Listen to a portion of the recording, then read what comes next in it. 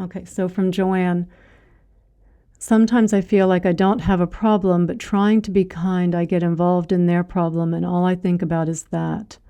How can you get out of the thoughts?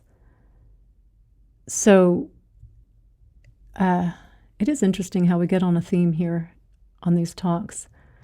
And so Mari's saying the same thing, being empathic, that you get too involved in their problems.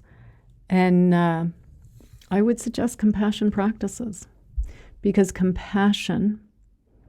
true compassion, is being able to move towards someone's pain and suffering, whether they're physically suffering, whether they have a problem they're suffering around, to be there 100% with it, to not fear being there with it, but not to take it with us afterwards. That is the wisdom of compassion, that we don't take it on afterwards. And so because we don't practice a lot of compassion in the West, and it is a part of our practice that I do think gets neglected a lot. So I would recommend, Joanne, I would absolutely recommend, and Tonglen or compassion. Compassion, I'm saying the practice of compassion where you're imagining different groups of people and that are suffering. And you can do people that, only go as far as you feel comfortable. It might just be people that are having a tough day. We all know what it's like to have a tough day. And you just imagine those people, all the people driving home, and they're stressed or they're upset and they're tired and their energy's low, and you can just, I feel your pain. I care about your pain. I wish for your pain for you to be relieved of your pain, right? To be thinking these thoughts, to be sending these thoughts about their pain. Like you're seeing them with their pain and you're saying, I care about your pain. I care about your suffering. May you know that I care about your suffering. May you know that I care about your pain, right? So you're looking at people's pain and suffering, not something we do. We are much better at practicing indifference to people's pain and suffering. When you walk past a homeless person, if you're practicing indifference, if you can't look at them, I'm practicing indifference, right? Remember, there's always an alternative practice that we're doing. We always forget that. No one wants to be practicing indifference.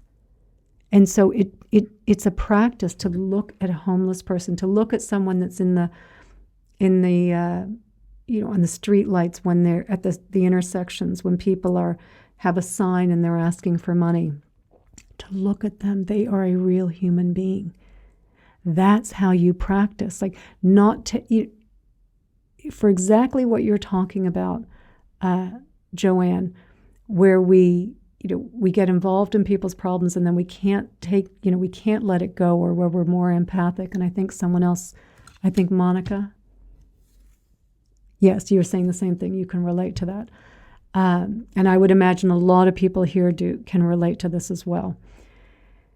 So we think, how can I not do that? Because then, if we take it on, then our protective mechanism becomes our ego trying to protect us, say, I can't look at it anymore. It's just too overwhelming. I can't get involved. I'm too spent. Because if we go to help someone and we take their problem with us when we leave, then we are draining all of our energy. We don't have any room for anyone else. Because maybe you help one person in the morning, another person in the afternoon, and now you're filled with all of their problems, right? And then in the evening you go home and your partner needs something, but you're filled. You can't take anything else on. Your compassion and your empathy, it's gone, because you can't take anything else on at that point.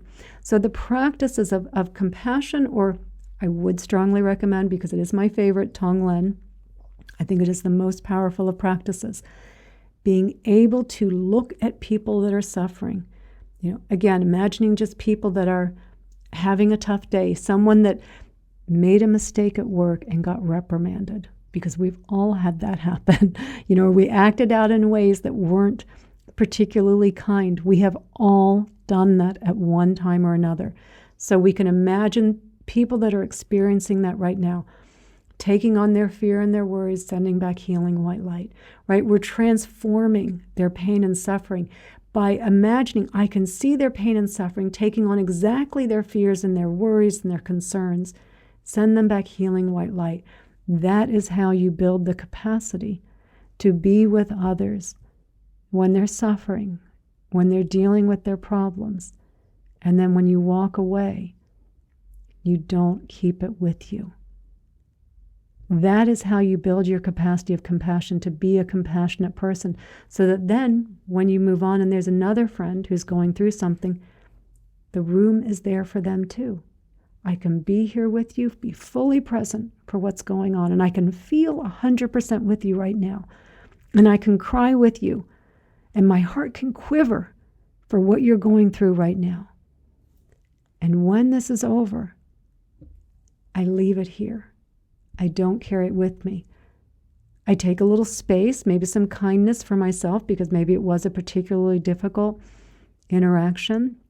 Maybe you're with someone who is really sick or they're dying or something, and it's like, okay, and now I need a little bit of compassion to be with what's here, just to let it go through me, so that then when I meet the next person that needs my help, my heart can be open to them too. So Tonglen practice. And so again, I'd recommend everyone, I have a couple classes on Tonglen. I have a Tonglen meditation all on my teacher's page. I know there are thousands of or hundreds at least of Tonglen meditations on Insight Timer as well. So doing Tonglen, doing it as a formal practice, as your entire practice, but then also at the end of your practice, so at the end of my practice, every single time I meditate, at the end of my practice, right, I can be doing self-inquiry or vipassana or samatha, whatever it is. Actually, samatha and vipassana really go together, but whatever my practice is, at the end, after I dedicate the merit, I spend a few minutes on Tonglen. So every time I'm adding Tonglen into my practice, for anyone that was unkind to me, for someone that I know that is suffering, for someone that I know that is just, they're kind of a little bit of a challenge to be around, and I don't want to start building up those thoughts of judgment and resentment. And so I just imagine breathing in their suffering and pain and sending them back healing white light. Continuously keeping your heart open. Tonglen, Joanne, Tonglen.